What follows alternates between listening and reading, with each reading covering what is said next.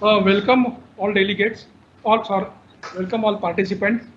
Today's international webinar was organized by ISSAR State Chapter, and our guest speaker is Dr. Firdous Ahmad Khan, Associate Professor from St. George University, Grenada, West Indies. And today's topic is the art and science of breeding mares with frozen semen. As per Indian scenario is concerned, almost 2% of the world equine population and 5% Asian equines are found in India. Currently, it possesses 17.7 lakh equines as per NRC record 2010. Major population comprising about 17.3 lakhs donkey, mules and ponies. And average 18.62% decline in equine population was noted in India. Considering the constraint in equine breeding, today's webinar on the art and science of breeding mares with frozen semen is organized. Now I request Dr. Manoj Patil to start this webinar by giving introduction of Dr. Firdous Ahmad. Dr. Patil.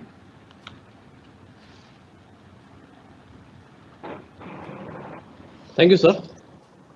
I am pleased to introduce Dr. Firdous Ahmad Khan, who is working as an associate professor at St. George University, Grenada, West Indies. Dr. Firdous Ahmad Khan earned his BVSc from Sher-e-Kashmir University of Agriculture Sciences and Technology, India in 2008, and MSc from Indian Veterinary Research Institute in 2010. He received his DVSc from University of Guelph, Canada in 2016 and completed his residency in Theriogenology at the Ontario Veterinary College, University of Guelph. Dr. Khan became a diplomat of the American College of Theriogenologists in 2016. Presently, Dr. Khan is an associate professor within the large animal medicine and surgery department in the School of Veterinary Medicine. He is a board certified theriogenologist with a special interest in bovine, equine and canine theriogenology. His research focuses on ovarian follicular dynamics and luteal development and regression in cattle, buffaloes and horses, anistus in cattle and buffaloes, cystic ovarian diseases in buffaloes, early embryonic development and the effect of heat stress on pregnancy in cattle and endometritis in cattle and horses. Prior to joining St. George University, Dr. Khan worked in research at the University of Wisconsin-Madison and at the University of Florida, Pennsylvania, and held a theriogenology instructor position at the G.B. Pant University of Agriculture and Technology, India. So I request Dr. Firdous Ahmad Khan, sir, to present his webinar, today's webinar on art and science of breeding mares with frozen semen. Thank you, Dr. Patil, for that introduction. I would also like to thank the Indian Society for the Study of Animal Reproduction, Maharashtra Chapter, and INTAS Pharmaceuticals Limited for inviting me to present this webinar. I greatly appreciate this opportunity to interact with you all during this pandemic that's upon us. And I really hope and pray that wherever you are with your families, you all are safe and healthy. So let me begin by sharing my screen with you. So somebody please let me know if you're able to see the presentation on the screen. Can you see the pointer as well? Yeah, Dr. Firdous, 1 minute. Yeah, everything is live. Everything is okay. All right, thank you. So over the course of the next hour or so, we'll be talking about how we breed mares. Much of what I will present today is based on my experience breeding mares in Canada during my residency, as well as later as a visiting assistant professor. I understand that the context might be a little bit different for you in the way you breed mares or manage mares, but I hope that you can still take something from this presentation and apply it in your context. And I also hope to hear from you as well during the Q&A session. I hope to get to hear about your experiences as well. So let's make it a two-way traffic. And with that, let's start with a brief outline. So what I would hope to do during the next hour or so is provide a brief introduction to how we breed mares. Now, the reason why I want to do that is because I expect that some of you are very familiar with how we breed cows. That was me, again, about 10 years ago. I was very familiar with breeding cows, but I knew nothing about mares. To be very honest, I still don't consider myself an expert in equine reproduction, but I will share with you my experiences. Next, I will talk about pre-breeding examination, how and why we do that, and then why we monitor the mare for ovulation. So again, there are a lot of differences between cows and mares when it comes to how we manage them or how we breed them. And then we'll talk about the actual technique of insemination, which in case of mares is deep horn insemination when we are dealing with frozen semen. Now, if it is fresh or chill semen, that process is different because then we inseminate in the uterine body, which is the conventional method. But since we're using frozen semen, and that's what we're discussing in this presentation, we use deep horn insemination for that. And lastly, we'll talk about post-breeding management, again, a very important component of the whole breeding process. So let's begin with an introduction to equine breeding. As some of you already know, there is a lot of difference when it comes to breeding mares, and one of the big differences is that they are seasonal breeders. So you already know that mares are long day breeders. So if you look at this diagram on the right, now one of the things that you will immediately notice is that whoever put that together messed up the sequence a little bit, but that's not the point. I think it really illustrates the point really well about how mares cycle.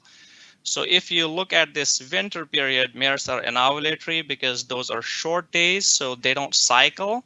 But then as soon as the day length starts increasing, they transition to what we call the spring transition. So it's like it's the start of cyclicity, but they're not still there yet. And then as May approaches, the mares actually start cycling. So that's the natural breeding season though. But when we breed mares, that's not when we want to breed them. Because one of the unique features, again, about how the horse industry is regulated is regardless of when the foal is born in the year, January 1 is considered their birth date. So you want to breed them as early in the breeding season as possible. So for that, we manage mares, we manipulate their estrus cycles primarily by putting them under artificial light. Now that's a completely different presentation in itself. So we're not going to go into that today. But I just wanted to mention this, that mares are seasonal breeders, so that does limit the number of breeding opportunities we get per year. So you can already see that does create some difficulties for us when we're breeding them. Now, the other thing that's different compared to cows is the duration of estrus. So mares typically are in estrus between 5 to 7 days. So that's very long when we compare that with cows. And again, one more aspect that's different is they usually ovulate, although there is some variation in that, but usually ovulate on the penultimate day, so the day before the end of estrus. But that variability does create some challenges, especially when we're breeding them with frozen semen.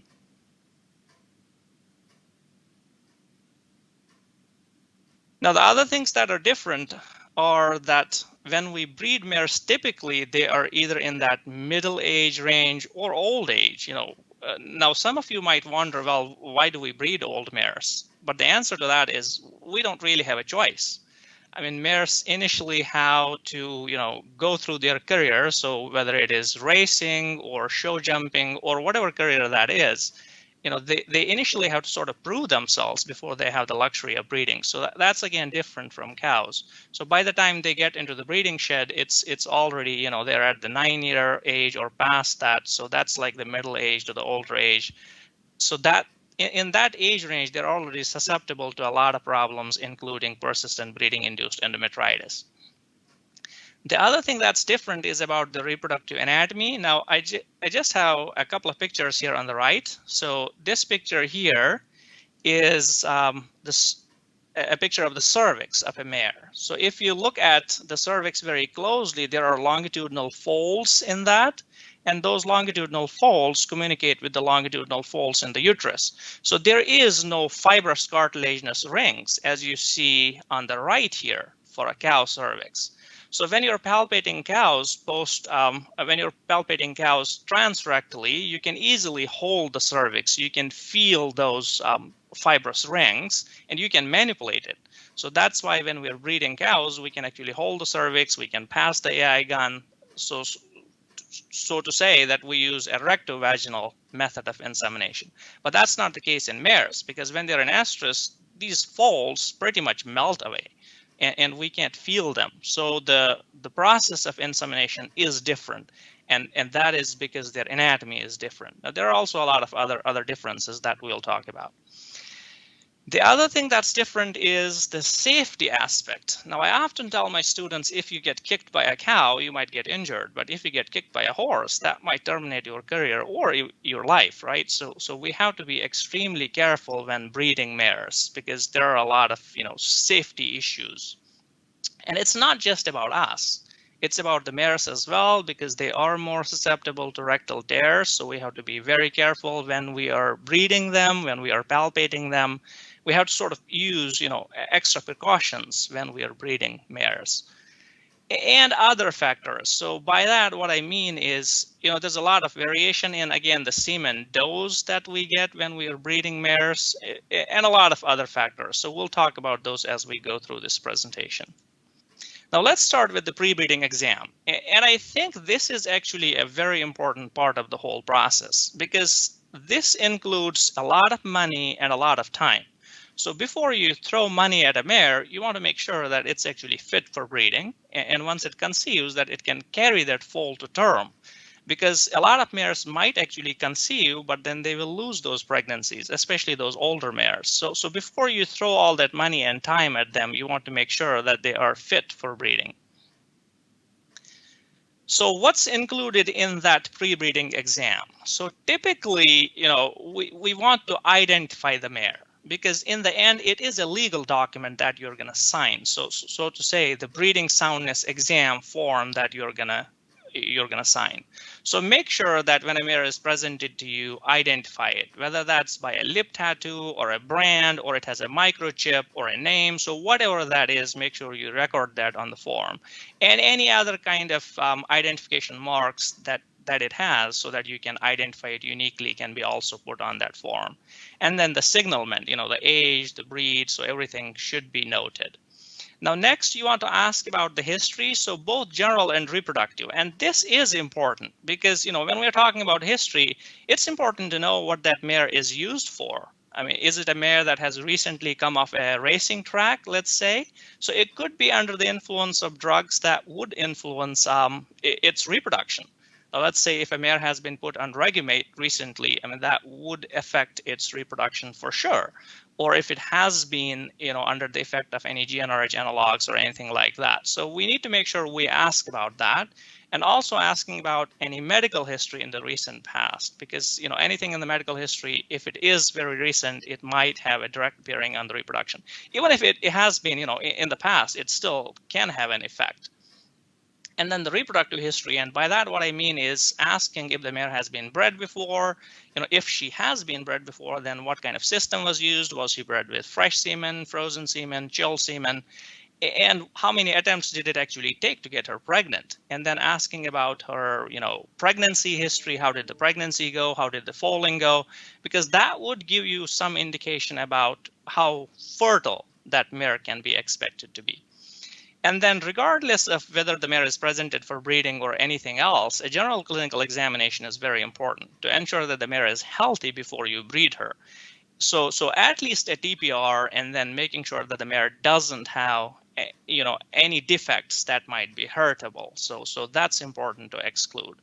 And then most important is the specific reproductive examination. And we will talk about this part actually in detail, because that is what we spend a lot of time on before we breed mares. So this is what that specific reproductive examination basically includes. So we start with the perineal conformation, followed by transrectal palpation and ultrasound. And then we evaluate the vestibulovaginal junction, and that is to make sure that those mares are not sucking in air. So we call them wind suckers, and those mares are actually more susceptible to endometritis. So if we continue to breed them and they have endometritis, obviously they're not getting pregnant, or if they are conceiving, they're going to lose those pregnancies. So we don't want to spend all that money and time and not get a positive outcome in the end. And this order is actually very important. Now, that's what I wanted to highlight here. Now, let's say if you don't do this transrectal palpation and ultrasound, and you start with the vaginal examination. Now, what you're doing there is, once you're opening the vulvar seal, you're basically making the mare susceptible to an ascending infection. So if the mare is pregnant, it could happen. A mare is presented to you for a breeding soundness exam. The owner didn't know that the mare was pregnant. So first of all, you want to exclude the pregnancy in that case. And second, we don't want all that air inside when we're, checking the mare using ultrasonography. So you want to make sure that you get that done first before you examine the vagina in that case. Next, we try to assess the health of the uterus, and that's typically done using endometrial cytology, bacterial culture, and biopsy, so a combination of those. Now, these are the steps of a typical breeding soundness exam. So we recommend that at least a complete breeding soundness exam be done at the beginning of the breeding season.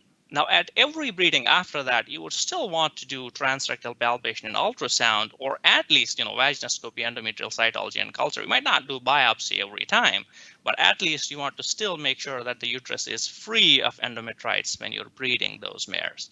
Now, there are some circumstances in which you might want to do special tests, for example, hysteroscopy, if you are suspecting that there might be a foreign body in the uterus, or if you're checking a mare and it seems like that mare is abnormal. Now, let me give you a couple of examples there. So let's say that you are checking a mare and you see that it has an enlarged clitoris. So there is a possibility that that mare could be either under the influence of androgens, and one of the possibilities there is she might have a disorder of sexual development. Or let's say you're presented with a mare and it has abnormal sexual behavior. The owner says that either this mare shows, persistent estrus, stallion-like behavior. So you're suspecting, let's say, a granulosa cell tumor. So you would want to take samples, blood samples in that case, to assess hormones. So to do for example, a GCT panel in that case. Or if you're, suspecting that it might be a disorder of sexual development, you might want to do karyotyping in that case to confirm your diagnosis. So let's start with the first step in this process, and that is perineal confirmation. So when we're looking at perineal confirmation, ideally we want the vulva to be upright. So not more than 10-degree declination from the vertical. So this is what an ideal vulva would look like. So this vulva is very upright. The vulvar labia are closely opposed. So again, you don't want any gaping. So if there's like a melanoma or a squamous cell carcinoma on the vulva, or if there have been vaginal vulvar tears as a result of a difficult foaling, then that might result in gaping. So again, you don't want that. You want the vulvar lips to be, closely opposed so that it forms like a seal. So we call that a vulvar seal. So it's like the first barrier to ascending infection. The other thing that you want to assess is that at least more than 2/3 of the vulvar length is below the pelvic base. Now, the question there is now, how do we find the pelvic base? And I will show you in the next slide how we assess that. So we feel for the base of the pelvis and then assess how much of this vulvar length is below that pelvic base. And there is actually an index that people use to sort of quantify this. So that's called the Caslix index. But in practice, we rarely use that. In practice, it's usually, an estimate based on what you're seeing clinically. We don't necessarily measure those angles and measure the length. It's usually just an estimate of how much of the vulva is below the pelvic base. Now, in contrast, if you look at this vulva on the right, now the one thing that you will notice immediately is that it's not upright. It's actually tipping forward, like it's like a shelf. I mean, you could literally put a shot glass on top of that and that wouldn't fall, right? So it's like a shelf there. And if you look at the orientation of the anal sphincter here and the vulva, the feces from the anus would directly go into the vulva, so making that mare more susceptible to ascending infection. And the other thing you typically notice with these mares is they also suck in air. Now, air itself is irritant to the uterus, so it doesn't have to be fecal contamination to cause endometritis. Just the fact of the air going in can actually result in endometritis. And there's a little bit of gaping here on the ventral commissure, but that's not to the point where it would affect. Actually, that is just the exposure of the clitoral fossa there. So I wouldn't worry about that, but what I would worry about in this case is the vulva actually tipping forward and not more than 2/3 actually being below. So there's the majority of the vulvar length is actually above the pelvic base in that case, and it tips forward. So that makes it more susceptible to ascending infections. So let's move on to the next slide. So this is what I was referring to in the previous slide, how we assess the base of the pelvis. So you split your fingers, and then on either side of the vulva, you press down. And when you feel a bone, because it's really hard to miss that, you can palpate that bone underneath, and then you can estimate how much of that vulvar length is actually below the pelvic base. The other thing that we want to assess in these cases is the perineal body, and that is this tissue between the anal sphincter and the dorsal commissure of the vulva. So by putting your finger, one finger in, or your index finger in the anal sphincter and your thumb in the dorsal commissure, we try to assess the thickness. And ideally, it should be 3 to 4 centimeters. Now, in older mares that have had a lot of difficult foalings or tears during foaling, you might see that this perineal body might not be as thick or might be completely absent. So in those cases, the mare will actually need a perineal body reconstruction to correct that. Otherwise, those mares, again, are very susceptible to ascending infections. So these are things that you're trying to assess before you breed mares. The next step in this process is transrectal palpation and ultrasonography. So this is just a picture showing how the mare is restrained in stocks. So to protect yourself and the mare, you want to make sure that the mare is completely restrained. So you can see in this case, the mare is within stocks. There is a kickboard behind. Now, one thing that's important about the height of this kickboard is if it is too high, that's an issue, because if the mare suddenly squats, you can break your arm. And if it is too low, that's also an issue, because the mare can then easily get its limb out and kick you. So you just have to make sure that this kickboard is of ideal height. And the other thing that's important is to make sure that the mare is actually behaving well for this examination. So if you need to sedate the mare, do it. Don't take any chances, because it's not just a risk to you, it's a risk to the mare also. When your hand's inside the rectum or when the probe is inside the rectum, if the mare makes a sudden movement or tries to jump out, it could cause a rupture of the rectum in that case. So we don't want to do that. The other thing that you will notice in this picture is the tail is wrapped, and that is important for 2 reasons. Mainly, one, these tail hairs are sharp. I mean, they're like small razors.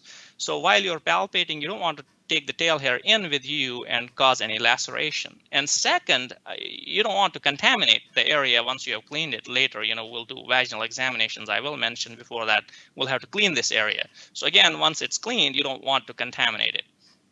Now, you are going to see, in different settings or different circumstances, people using a variety of methods for this.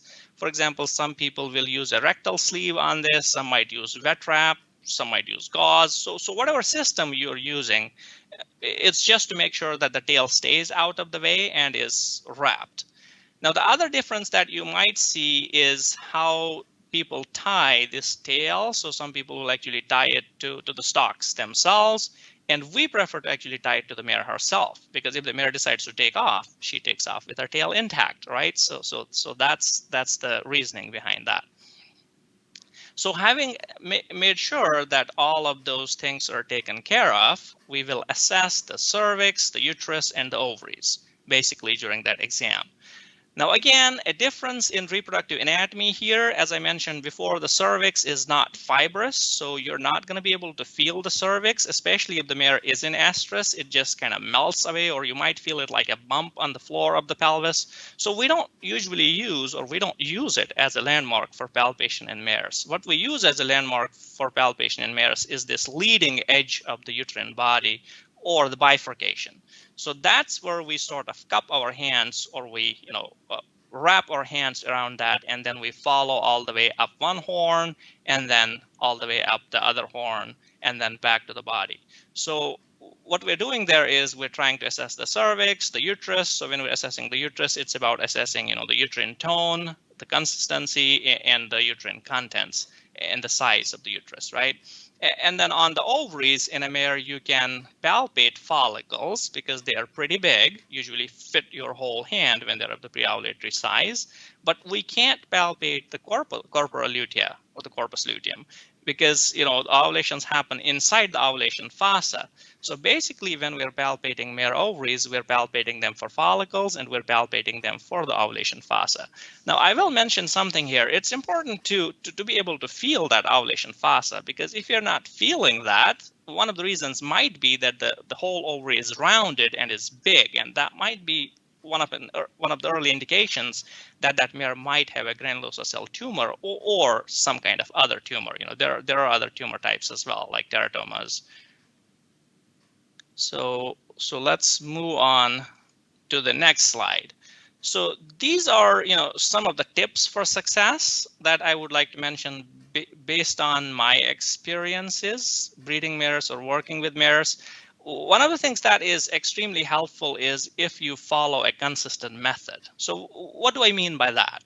By that, I mean if you are going in, palpating the leading edge of the uterus and going up the uterine horn, palpating the right ovary, coming down to the bifurcation, going up the left uterine horn and to the left ovary. Make sure you always do that. So sort of try to be methodical. Because if you do that, then there's a less likelihood that you are going to miss a section of the uterus. Now, that's extremely important, especially when you're diagnosing pregnancy in mares, because typically when we're diagnosing pregnancy in mares, the embryo is in a mobile state. So you want to make sure you palpate each section of that uterus.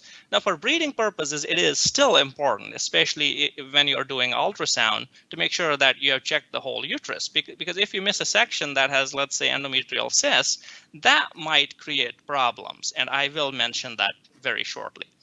The other thing that I think is very important when we are checking mares is use lots and lots of lube. Now, for some of us who started with breeding cows and then shifted to breeding mares, in the beginning, it is a bit of an adjustment because, we don't use a lot of lube, but what I usually tell my students is there is no such thing as too much lube. So use lube generously. As I have shown here, we typically use these big gallons of lube with a pump. So every time we go, back and forth, we will add more lube. Now, patience and gentleness, I think, are extremely important when working with mares because, one, I mentioned earlier, their rectum is very susceptible to rectal lacerations. And second, sometimes the reproductive tract might not be laid out for you in a way that you want it to be. It does depend on if the bladder is full or, what sort of orientation the large intestines are. So you have to keep that in mind that, you might have to actually orient the reproductive tract in a way that you can then examine it properly.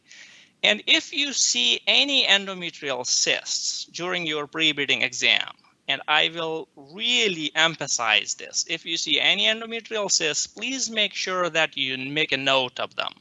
And maybe even better, just draw them out, draw out their location, draw out their size, because when you go to check that mare later on for pregnancy, and if you see a scenario like I have shown here in this picture, and you don't know if there were cysts previously there, there's no way to tell, these could be two cysts. It could be a cyst and an embryo, or it could be two embryos. So you can see there, if you haven't done that pre-breeding exam really well, and you haven't made a note of the endometrial cyst, now you would be in a bad position then when you're doing pregnancy diagnosis, because then you don't have a way to really differentiate on your first exam. Now, there is a way to differentiate whether those are cysts or embryos then based on subsequent examinations. But right there on that exam, it is going to be hard to differentiate if you don't know if there were any endometrial cysts before or not.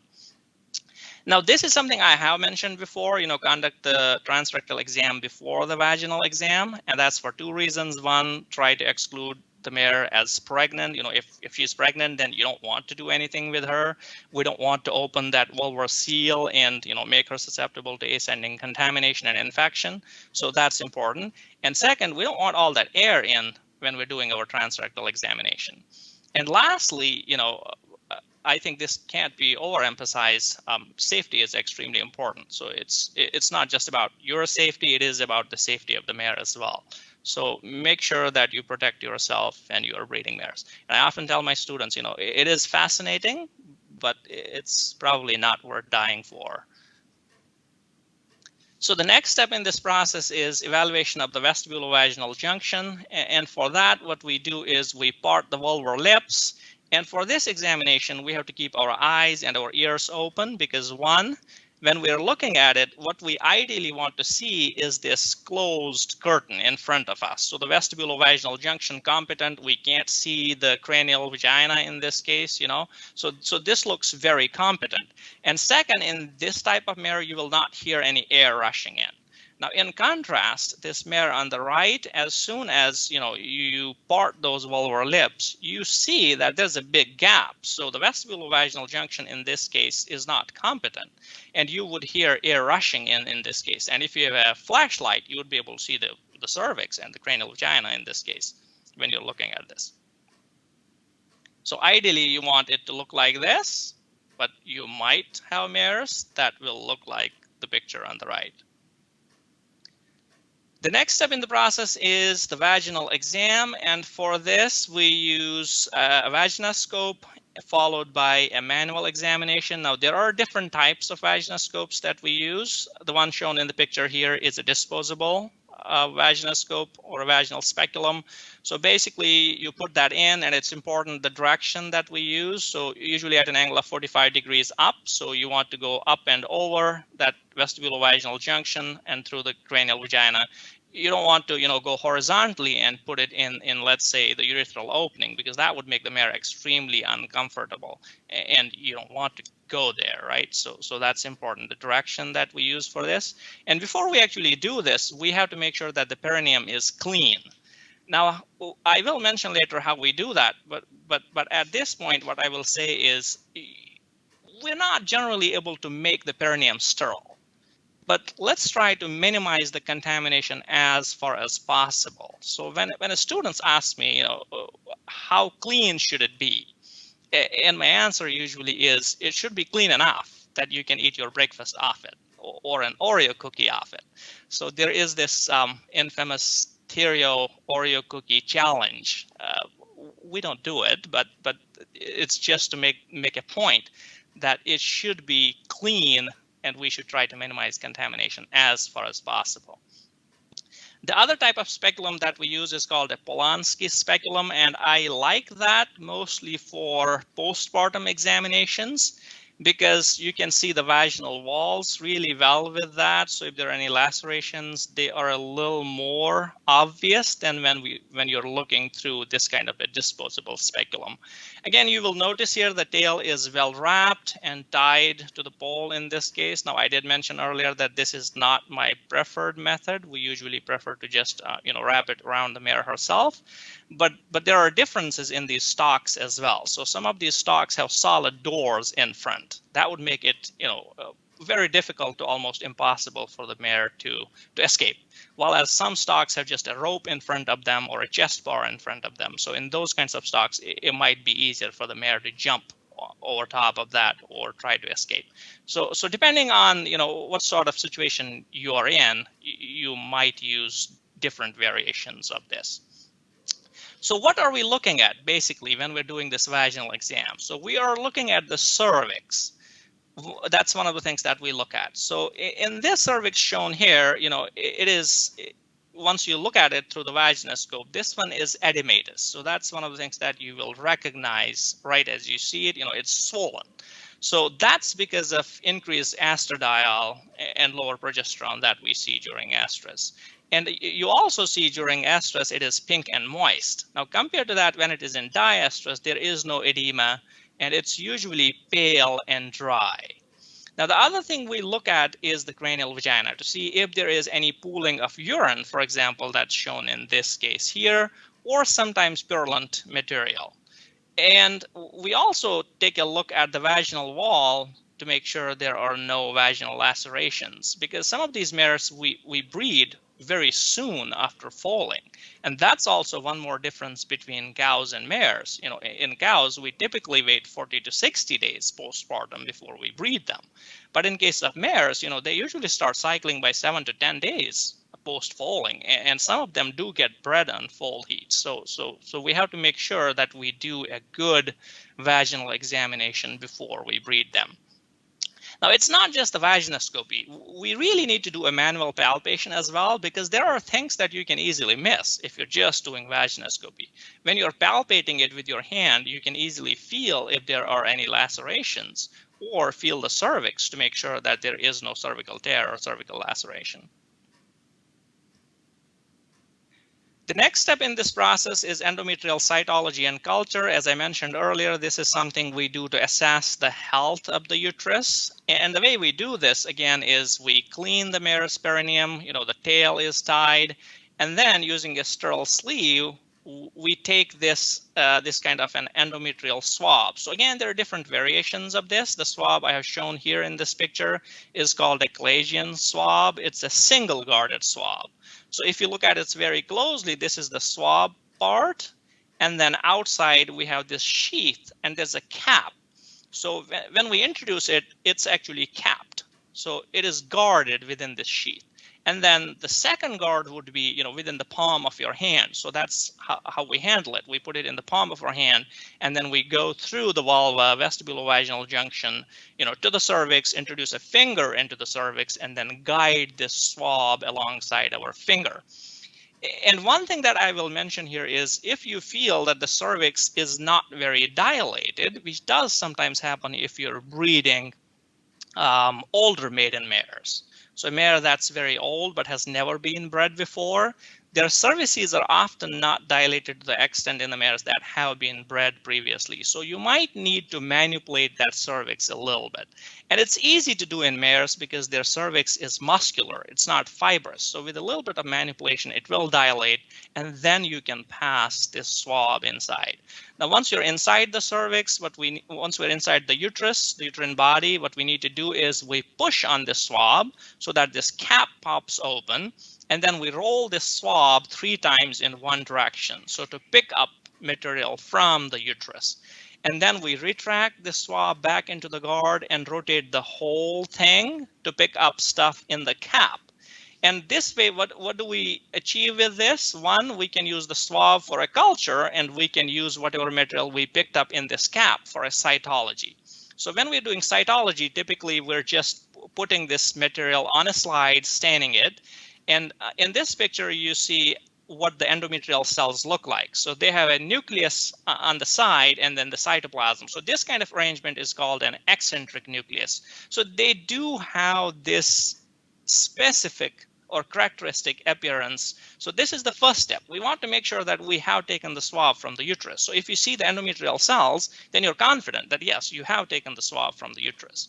Now, the second thing that you want to assess in that case is, are there any inflammatory cells? So typically we're looking for neutrophils. So if you look at this picture in the bottom here, yes, there are endometrial cells, but there are also these polymorphonuclear cells, right? So those are neutrophils. And there are various thresholds that we use for classifying whether a mare is normal or it has endometritis. You know, it can be more than 1 neutrophil per high power field, or people can use more than 1 neutrophil per 100 epithelial cells. So whatever system you're basically using, stay consistent with it. So the whole idea is to assess whether the mare has a normal uterus or if it has endometritis. Because if it does have endometritis, we still have time, so we could treat it and then breed it. Or sometimes we could treat it on this cycle and then breed it on the next cycle. So that's a conversation we have with the owner, you know, as we go through these cases. Now, the other thing that we do is, so we submit the swab for culture. So typically we submit it only for aerobic culture because the most common organism is Streptococcus equi subspecies Zoo epidemicus. So that's why it's an aerobic organism. So typically we start with an aerobic culture. Now there are situations in which we get a positive cytology, but we get a negative culture. And that's where it's important to know how to interpret that. So if it's a positive cytology, that means the mare does have endometritis. But if the culture comes back negative, that can be, the reasons for that could be that it could be an anaerobic organism, right? Or it could be a fungus that doesn't show up on a bacterial culture. Or it could be a non-infectious endometritis. So just keep those possibilities in mind when you're trying to make a decision about breeding those mares. Now, the other thing to also think about is the converse of this. So the mare has a positive culture, but has a negative cytology.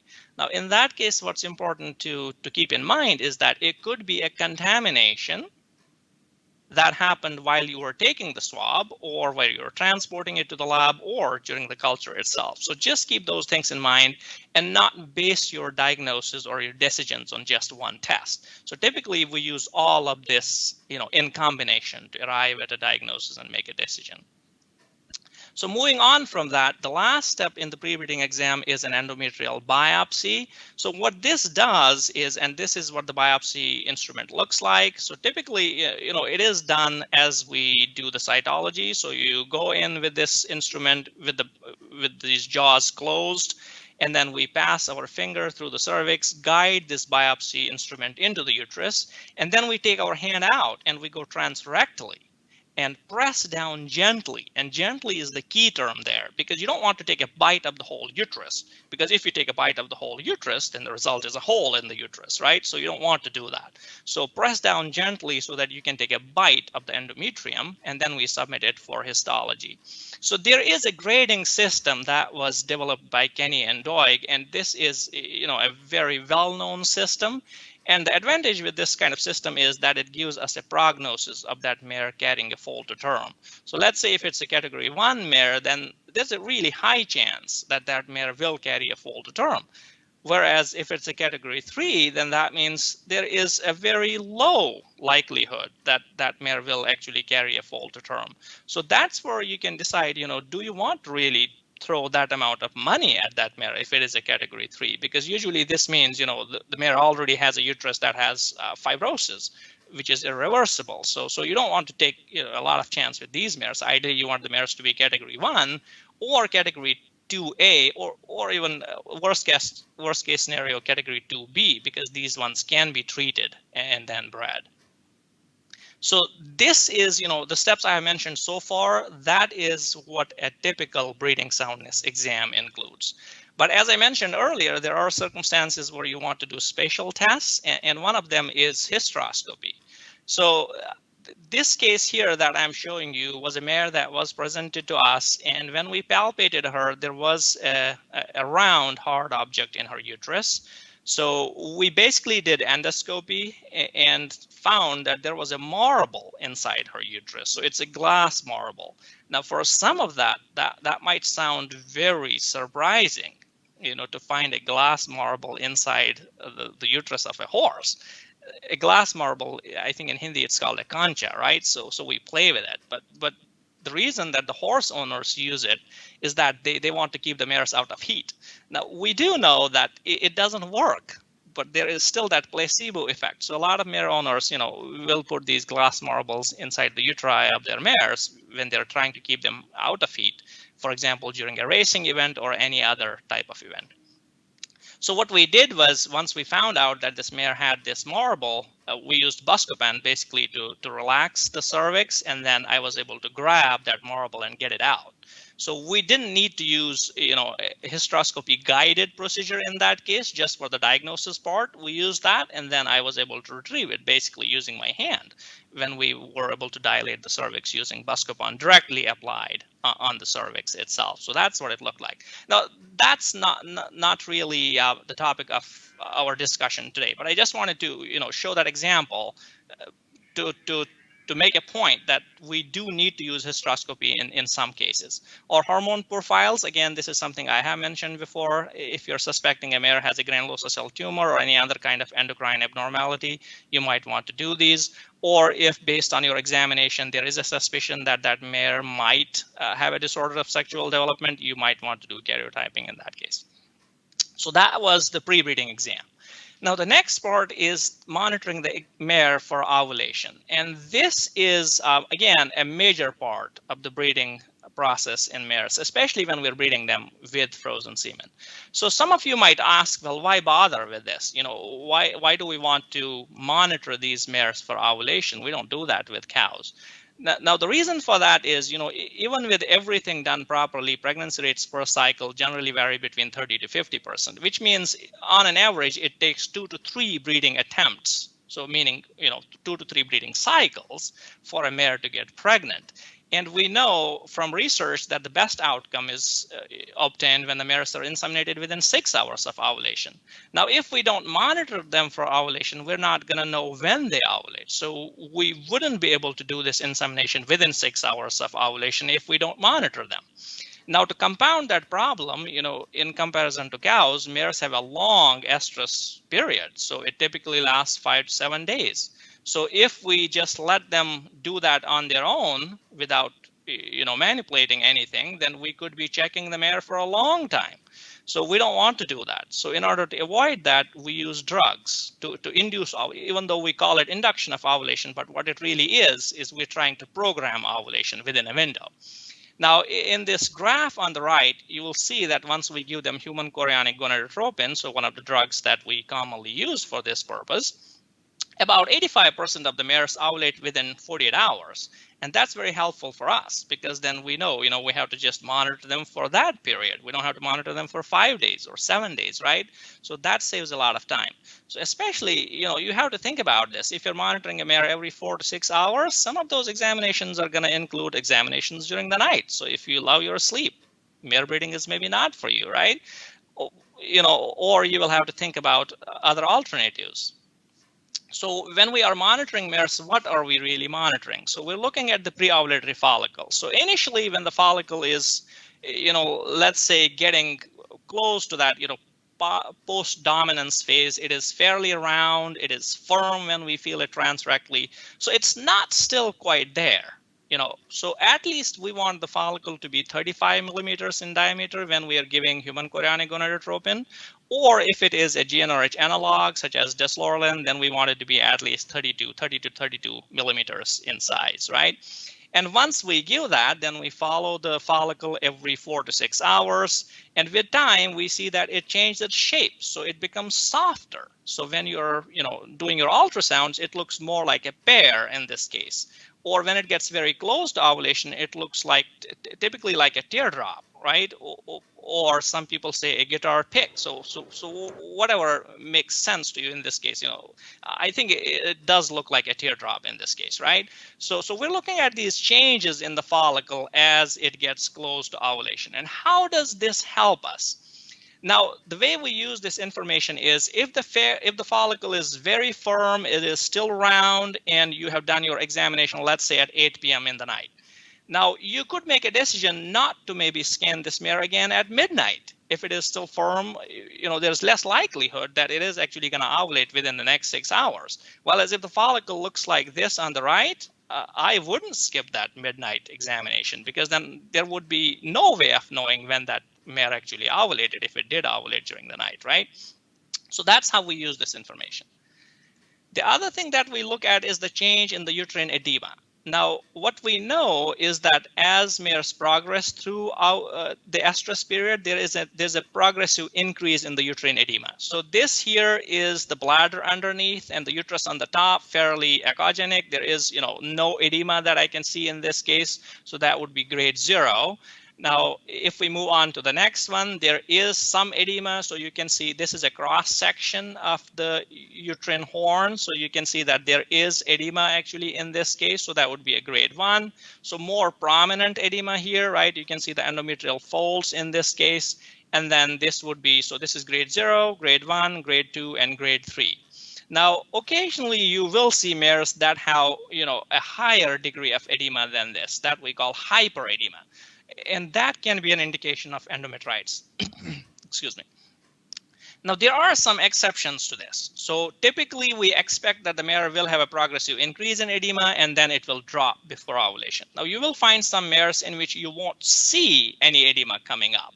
So some of them, we find that have maybe a CL that's not very obvious on ultrasound, but when we give them a tinge of prostaglandin F2 alpha analogs, so let's say a 0.2 milliliter of estromate, they will then show edema. So sometimes it's just that the CL hasn't regressed completely, and that's why the edema doesn't come up. And on the contrary, if there's a lot of edema, or if the edema doesn't go down as they approach ovulation, the reason might be that those mares actually have endometritis, or they're more susceptible to ascending infections. That's what is making them have that edema. Because edema can be from estrogens, but it can also be as a result of inflammation. So that's something to think about. Or if you see a mare that has edema during diastrus, that again is an indication that the mare might have endometritis, because obviously during diastrus you don't expect it, right? So this is what I meant by hyperedema. So you can see the uterine folds fully distended, and you can see the hypoechoic appearance here. So that is what edema looks like. And in the center here is what is free fluid. So in this case, you see both hyperedema and free luminal fluid in the uterus. And that is usually an indication of endometritis. And that is also what free fluid looks like. So occasionally you will see free fluid in the uterine lumen when we are checking mares prior to breeding. And if it is completely anechoic and it's maybe less than 0.5 centimeter depth, usually we don't worry about it too much. But if it is too much, then you might want to do a uterine lavage, let's say, before you breed that mare. It does depend on how close you think that mare is to ovulation, because if it's very close, then obviously you don't want to do the uterine lavage. But if you think you still have a day or two, then you might want to do a uterine lavage and get that stuff out of there before you put the semen in there. And the next part in this is the actual technique of deep horn insemination. So once you have, assessed that the mare is fit for breeding and the mare has ovulated, which typically, if you've seen the follicle on your last examination, and then you do your next examination within 4 to 6 hours, you don't see the follicle there. So that means it has ovulated, right? And now it's time to inseminate her. So what do we do now? So now this mare has ovulated. The number one thing that we want to do is we want to clean the perineum, because we want to do what we call a minimal contamination breeding. So clean the perineum as much as possible. You can use this system. If you have a hose, you can directly spray on the vulva, so you're washing it with soap. Now, some of the useful tips here, again, do not use anything harsh on the vulva. So use gentle soap. That's what I usually tell people. Use soap that you would use for your hands. So do not use anything that's harsh, because that would cause, vulvar edema, and also it makes the mares uncomfortable. So use something that's very mild. The other thing that I would mention here, make sure that you clean these crevices really well, because oftentimes you will find a lot of contamination in there. So what we do typically is 3 washes, 3 rinses, and after that we wipe, and that's it. Now, in a field scenario, maybe you won't have this kind of a setup, but what we can still do is you can take a bucket, line it with a garbage bag, a clean garbage bag, and then fill it with water. If it is cold, you could use warm water, and then you could use cotton or even paper towels dunked in that and wash the vulva. So the point here in the end is make it clean. You can't make it sterile, but make it as clean as possible. Again, you will notice that the tail is completely wrapped and tied away, so you don't want it contaminating the field when you're inseminating. So the next, I just wanted to show you quickly the difference when we are dealing with frozen semen. So when you're dealing with frozen semen, you want to inseminate as close as possible to the site of fertilization. So if the mare has ovulated from the left ovary, obviously in that case, we try to inseminate at the tip of the left uterine horn. If it has ovulated from the right ovary, we want to inseminate at the tip of the right uterine horn.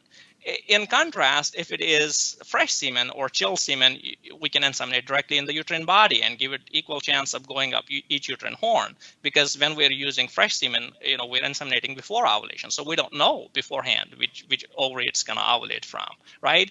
And for deep horn insemination, we will need to use these long insemination pipettes because obviously we want to get as close as possible to the tip of the uterine horn there. Now, these are some pictures from a paper that was presented at the American Association of Equine Practitioners. It was actually an equine practitioner that presented it. And I think these pictures really illustrate the different steps of this whole process. So initially, we tried to bend this pipette in a way so that there is a curl in it. And I will show you why that is important. So if you look at this picture here, you will see that that curl is sort of maintained. And the way it helps us, if we know which side the mare has ovulated from, we can sort of direct this catheter towards that horn. And it makes it easily to pass this pipette to the site of deposition of the semen in that case. So again, notice that the operator is wearing a sleeve. So usually this one is a sterile sleeve that we use. We don't typically use our rectal sleeves for this process. So you want to minimize the contamination as far as possible.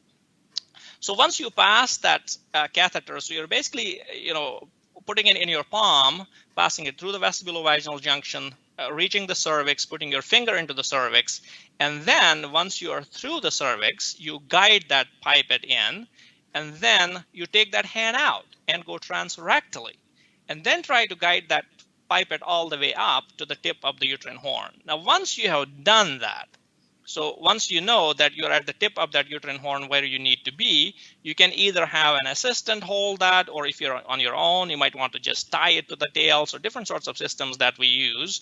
Because again, a difference here between cows and mares, you're not inseminating with just one semen straw.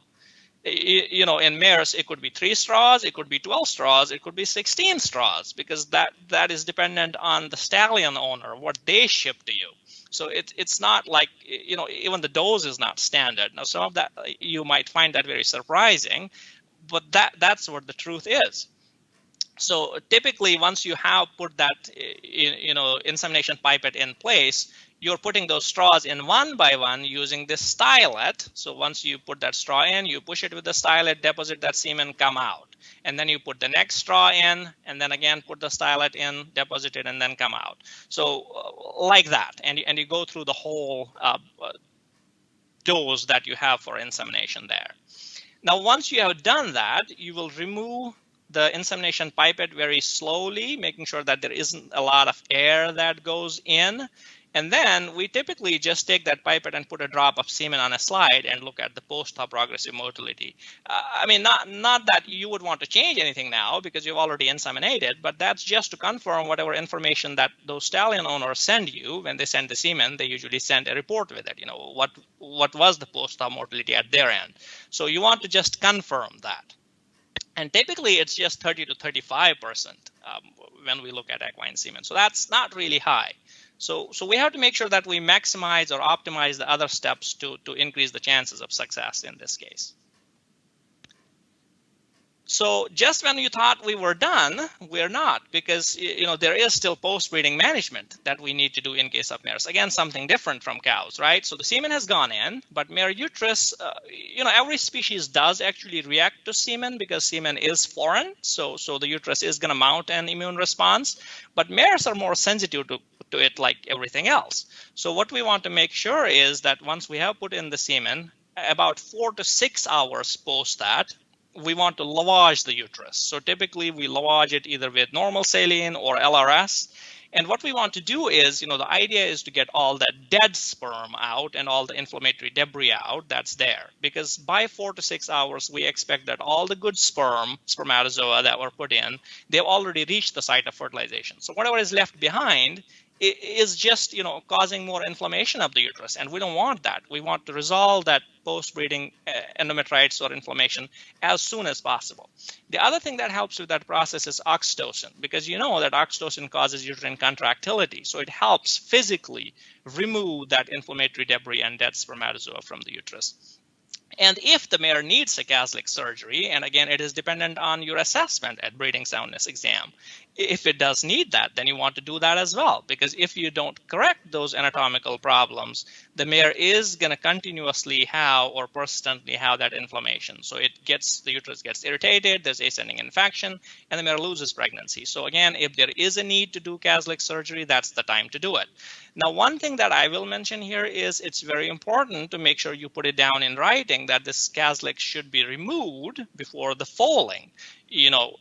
Let the owner know, put it down in writing, because if the owner doesn't do that, or if you don't do that before foaling, it will not prevent the mare from having that foal. Because if you've seen foalings, they're very explosive. So the foal is going to come out, but it will come out with a lot of vulvar lacerations, and we don't want that. So that's why that part is important. Now, why do you bother with all this? Remember, I told you in the beginning that we are typically breeding older mares, and those mares are very susceptible to persistent breeding-induced endometritis. Now, some of you who were probably at the last ISSAR conference, I presented data on that, so I'm not going to go into that now. I tried to make this presentation, very applied, very clinical. I tried to leave data out of this, just wanted to share experiences and helpful tips. So typically this is, what we are doing when we are breeding mares. So starting from pre-breeding examinations to post-breeding management. So that is what we have as far as breeding is concerned. But the next step in this process is pregnancy diagnosis. And that's what we do typically in mares at 2 weeks or 14 days. And what we see is just this round anechoic structure in the uterus. So if you remember that slide that I showed you previously, if you didn't make a note of those cysts, sometimes it's very hard to differentiate or know for sure if it is a cyst versus an embryo, right? So that's what we're looking for in the end. So all that work that we put in is in the end just to be able to see this. And once we see this, we're happy that we have achieved a positive outcome. And we hope that then the mare actually carries that pregnancy to term. So with that, I thank you for your attention, and I would be happy to take any questions.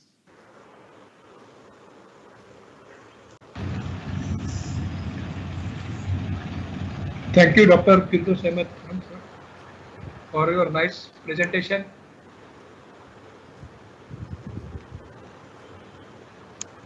Dr. Manoj Patil. Sir, मैं कर रहा हूँ. Sir, पूरे साल में. Thank you, Dr. Firdous. It was a very elaborate presentation on the equine sector and the mare. So we have a number of questions. Let me be very specific in saying that we have different types of attendees. Some of them are clinicians, some of them are budding vets. So there could be some questions which trouble you because they'll be trying to mix Indian culture with yours and trying to ask you. So because you are being an Indian, so born and brought up here. Yeah. That's not a problem at all. I would really appreciate any questions from the audience, and I would also like to hear what they have. If they have any experiences that are different from mine. I mean, the idea is not just to share my experiences. The idea is to also hear their experiences as well. So I would be very happy to answer any questions. Yeah. The first and the basic question comes up is, what is the difference between when you go for a rectal examination, what is the difference between a cow and a mare? Maybe a question from a budding vet. So, well, that's a very good question. And one of the things that you will immediately notice, I mean, whenever we put our hand inside the rectum of a cow, what do we encounter first is feces, right? So the one difference that will come out very obviously is, cows have very loose feces and mares, on the other hand, have fecal balls, right? So it's not like you're not raking the feces back. You literally have to actually grab whatever you can in your hand and bring it out every time. So there's a lot of back and forth. And I know we try to avoid that in cows because every time we go back in the cow, there's a risk that it's going to suck in air and there might be ballooning of the rectum. But in case of mares, we do that. Every time we put on more lube, we go in, we grab whatever we can in our palm, and we come out because the feces are hard. They're fecal balls. So we try to, remove as much as we can, and we do that back and forth. So number one. Number two, if during transrectal palpation in a cow, there is a peristaltic wave that's coming your way, the recommendation is that we leave our hand in like that and let the wave pass, right? So we don't want to push against that wave and we don't want to come out. We still leave our hand there, let the wave pass, and then we continue. But in case of mares, I would say please don't do that. If you find that there is a peristaltic wave coming your way, if the mare is trying to push you out, just let it push you out, because mares are very susceptible to rectal lacerations, and the chances are high when the mare is having a peristaltic wave. Now, another obvious difference is the landmark that we use for palpation. So in case of cows, it's the cervix. So cervix is firm. You can grab it transrectally. You can even lift it. You can manipulate it. Not something that you can do in the mare, because the mare cervix is muscular. So we're not able to do that kind of thing with mares. All we feel is like a bump on the floor of the pelvis. So in case of cows, we use cervix as a landmark.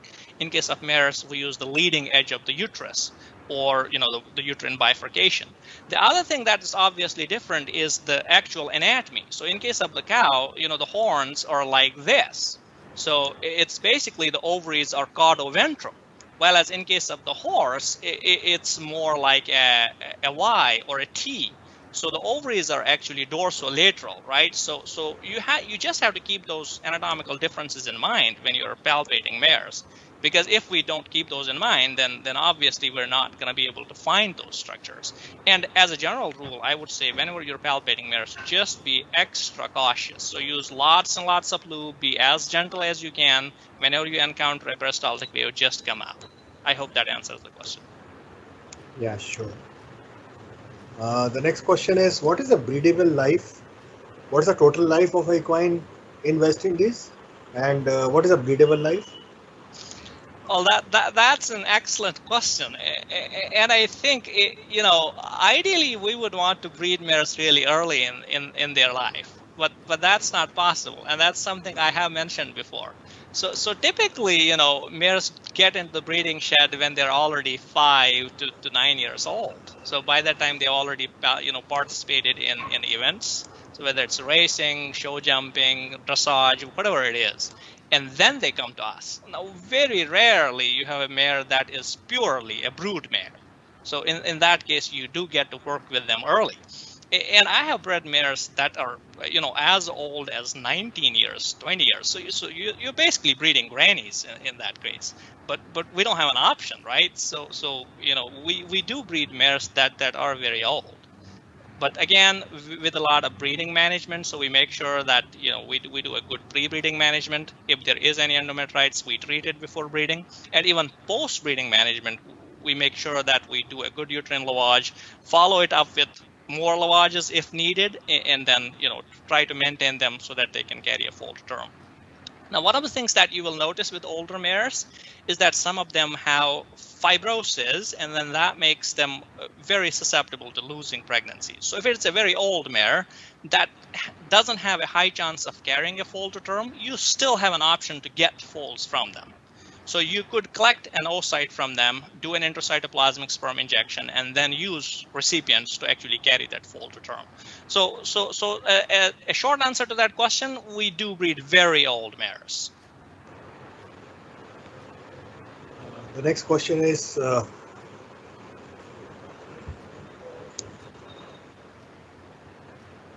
what difference do you find between AI and NI and AI? What is the difference in terms of percentage of conceiving, and which one you find it better? Sorry, could you put that question again? Yeah, the question says natural insemination and artificial insemination. What is the difference between the two? Which is better as per you, and which you recommend personally if both are available? Well, that's an excellent question. Now, ideally, I would want to do natural insemination in every case if I could, and I will tell you why. Because the chances of actually getting a pregnancy are the highest when you're breeding them naturally. And the simple reason for that is, when it is natural mating, the number of spermatozoa that are going in are very high, and the quality of semen that's going in is also very high. But what restricts it is, we don't have that kind of luxury. And in the horse world, there is also a difference in different breeds. So let's say if you're dealing with thoroughbreds, the only method of mating with thoroughbreds so that you can register a foal is natural mating or live cow. So if you are dealing with thoroughbreds, that's the only method you're using. But if you're dealing with other breeds like standard breeds or standardbreds or warm bloods, then you do have that option of artificial insemination. Now again, with artificial insemination, you're either breeding with fresh semen, which would give you, high pregnancy rates. So in that case, you're putting the semen in the uterine body, or you're dealing with chilled semen. So chilled semen is typically kept at 4 to 5 degrees Celsius, and again, we would inseminate in the uterine body. But if it's frozen semen, then we're doing deep horn insemination. So an answer to that, theoretically, I would prefer fresh semen breedings or live cover, but practically that's not an option in every breed or in every scenario. So we work with whatever we are presented with. If it's a fresh semen breeding, we manage it like that. If it's a chilled semen breeding, we manage it accordingly. If it is frozen semen breeding, then we need to be very, very particular with how we manage those mares, because there's obviously a lot of additional steps that are involved in that case. Hope that answers the question. One question comes up, says that which hormone level estimation can be good for measuring the breedability of a mare at different phases of life? Well, again, this is mostly in research. We are commonly looking at AMH. So anti-Mullerian hormone is one of the hormones that has been commonly used in both cattle, as well as there is research in horses that it can be used for that purpose. But in practice, that's not something we actually do, and I will tell you why. Because when you're breeding mares, we're not breeding them based on their fertility. Typically, we breed mares based on how they did in their careers. If it's a mare that has already proved herself in those competitions, then people want to breed it, regardless of whether it's fertile or not fertile. And same goes for stallions. If it is a stallion that has already won championships, regardless of whether it's fertile or not, people still would want to breed with that stallion. And that's why you will see that with a lot of famous stallions, the semen quality that we get from them is really poor, but people still want to breed, even if it takes intracytoplasmic sperm injection and a lot of money, right? So people still want to breed with that. So yes, ideally, in an ideal world, we would want to breed very fertile mares with very fertile stallions. But in a practical world, that's not what we have. We don't have that luxury. So yes, in research, AMH is used, but in clinics, not something that we use. Yeah, as Firdous told us yesterday that his presentation will be more clinical in nature. It goes that way. Another question is coming from a lady vet. She's saying, is it compulsory to do uterine lavage after 4 to 6 hours after insemination, as you said? If so, why? Will it not cause further infections? That is an excellent question. And yes, you do have some discretion there based on if it is a very young mare and the likelihood of it getting a persistent breeding endometritis is low, you might make a decision to not lavage it. I'm not saying it's compulsory in each and every case, but typically the mares that we are dealing with, they are already old. So in those cases, it does make a huge difference, and I will tell you why. Now, when we're breeding mares, once we put the semen in the uterus, the uterus will mount an inflammatory response. Now, all those good or live spermatozoa that are there would have already made their way to the site of fertilization by 4 to 6 hours. Now, that's sort of why we use that cutoff. Now, whatever is left there in the uterus is actually causing antigenic stimulation of the uterus. So the more time it stays in the uterus, the prolonged that stimulation is. So that means if you don't do a lavage in that cases, and what happens with those mares is they typically have what we call a delayed uterine clearance. So their uterine contractility is poor. So that's why they're not able to physically clear those spermatozoa and the inflammatory debris out of the uterus. So that's why we want to assist them. So we physically, clear out that debris with lavage and give them oxytocin so that we can help with the uterine contractility. the chance or the possibility that that might actually result in uterine infection, yes, there is a possibility, but then again, we weigh that against the possibility of having a person breeding induced endometritis due to spermatozoa. So to minimize that chance of infection, what we do advise is that we do a good job with cleaning the perineum before we do that lavage. We use sterile sleeves when we are doing that lavage. Even the catheter that we use that goes in, everything is autoclaved. So you want to make sure that you minimize contamination when you're doing that, because if you are not doing it, if you're not minimizing the contamination, if you're not using sterile stuff, let's say including the catheter or the fluid you use or the sleeve that you put in, that would definitely increase the chances of that mare actually having endometritis as a result of that lavage. So again, we weigh our benefits, so we weigh our pros and cons, and we try as much as possible to minimize contamination, and that's the key. Thank you, Firdous. The next question says, if I suspect a double ovulation, then what would be our way of treatment going ahead? Should we do an AI or should we not? Please recommend. I would say that's $1 million question. And we do get that in practice, and that's a decision that we have to make. And often that decision will depend on a lot of factors.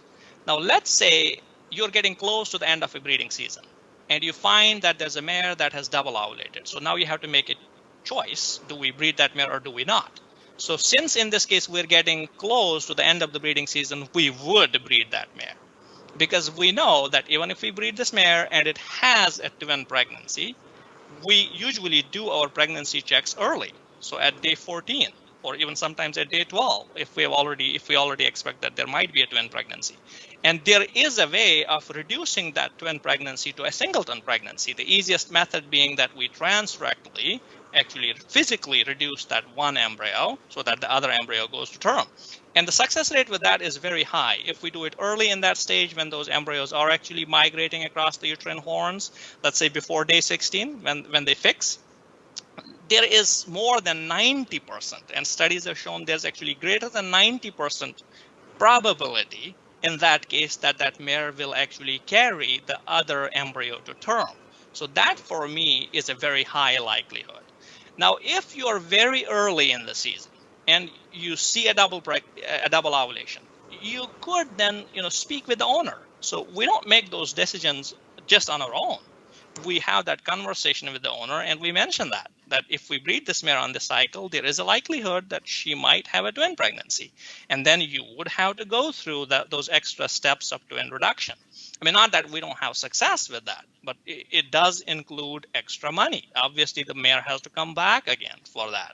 Or if we can reduce the twin pregnancy on that pregnancy examination, we do that. Now, in some cases, if both of them are really next to each other and we would want to wait for a few more hours or maybe do it on the next day. So a short answer to that, it does depend on different factors. It's not that whenever we find a twin pregnancy, we don't breed a mare. It's not always the case.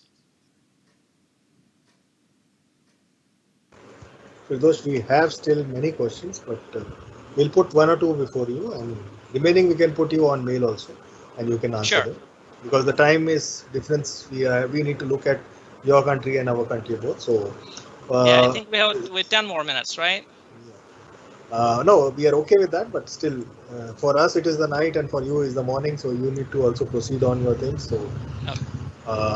The next protocol is more on sedation, maybe from a surgeon. There are a few surgeons also. So it says, what is the sedation protocol used for non-cooperative mares or mares that you want to have a rectal examination and they're not cooperating? How do you want to go ahead with this? Again, a very good question, and something we encounter when we are breeding mares. So typically, we don't start with sedation. So if a mare is not cooperating, we typically start with a lip twitch.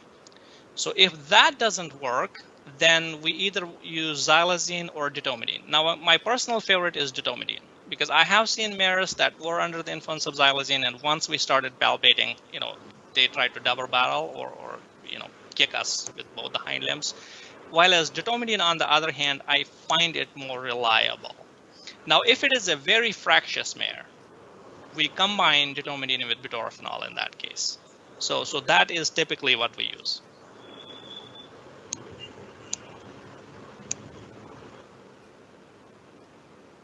The next question is the final question for you.